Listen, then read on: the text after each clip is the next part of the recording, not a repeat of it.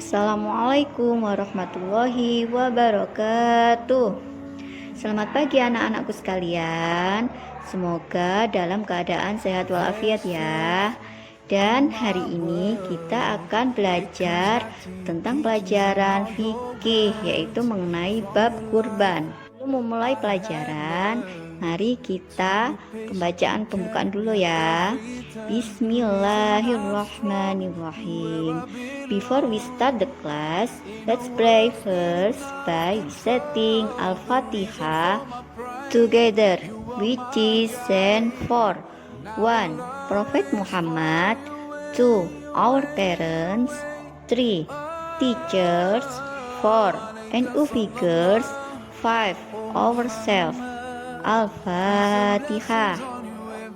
Sebelum belajar, mari kita membaca doa sebelum belajar ya. Bersama-sama. Bismillahirrahmanirrahim. Rabbi zidni ilma warzuqni fahma. Amin ya rabbal alamin. Selamat belajar anak-anakku sekalian. Pengertian kurban. Kata kurban berasal dari bahasa Arab, yaitu koroba, yang berarti dekat atau pendekatan diri atau mendekatkan diri. Sedangkan menurut syariat Islam adalah penyembelihan binatang ternak yang memenuhi syarat tertentu dilaksanakan pada waktu tertentu dengan niat ibadah guna mendekatkan diri kepada Allah Subhanahu wa Ta'ala. Kedua, hukum kurban. Kurban adalah ajaran yang disyariatkan Nabi Ibrahim alaihissalam, maka umat Islam diutamakan untuk melakukan syariat ini setiap tahunnya. Dan hukumnya melakukan kurban adalah sunnah muakkad, dan hukumnya wajib bagi orang yang bernazar untuk berkurban. Coba amati gambar berikut. Sedang apakah orang-orang yang ada pada gambar tersebut? Dan apa saja yang terlihat pada gambar tersebut? Sejarah singkat perintah berkurban. Peristiwa berkurban bermula ketika Allah Subhanahu wa Ta'ala menyuruh Nabi Ibrahim alaihissalam lewat mimpi pada malam ke-8 bulan Zulhijjah untuk menyembelih Nabi Ismail, yaitu putra yang sangat dicintainya. Sebagai seorang yang taat kepada perintah Allah Subhanahu wa Ta'ala, Nabi Ibrahim alaihissalam untuk menyuruh putranya menyembelih atas perintah Allah. Dan pada hari ke-10 bulan Zulhijjah, tepat waktu duha, Nabi Ibrahim alaihissalam melaksanakan perintah Allah tersebut. Kemudian, atas izin Allah, Allah menggantikan Nabi Ismail dengan seekor kambing pada tanggal 10 Zulhijjah, dan yang sekarang kita kenal dengan istilah Hari Kurban, yang kita lakukan setiap tahunnya. Nah, itu tadi sejarah singkat tentang berkurban. Kalian sudah pastinya tahu dengan kisah Nabi Ibrahim dan Nabi Ismail kan ya? Itu penyembelihan berkurban.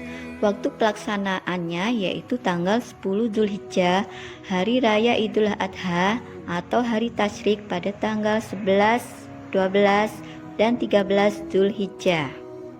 Binatang untuk berkurban. Jenis binatang yang disyahkan untuk berkurban yaitu binatang yang dipelihara dan diternakkan serta halal untuk dimakan dagingnya atau dikonsumsi. Binatang yang disahkan untuk berkurban yaitu seperti kambing, sapi, kerbau, dan unta. Binatang ternak yang untuk berkurban harus memenuhi 2 syarat. Yang pertama, cukup umur, dan yang kedua, tidak cacat. Yang pertama, ketentuan umurnya yaitu sekurang-kurangnya 1 tahun. Kambing biasanya berumur 2 tahun.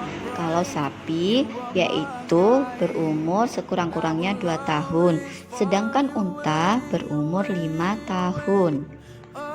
Coba amati gambar sapi berikut. Apakah sudah lengkap anggota tubuhnya? Apakah bentuk badan sapi itu kurus atau gemuk? Dan apabila sudah memenuhi syarat, wajib hewan tersebut segera dikurbankan. Sunnah-sunnah penyembelihan kurban.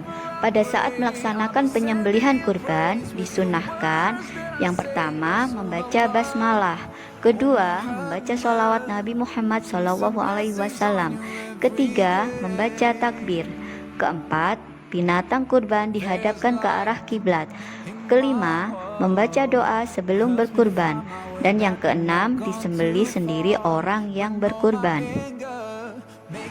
Sebagai seorang muslim yang mampu, kita diharuskan melakukan berkurban sebagai bentuk ketaatan kita terhadap Allah Subhanahu wa taala.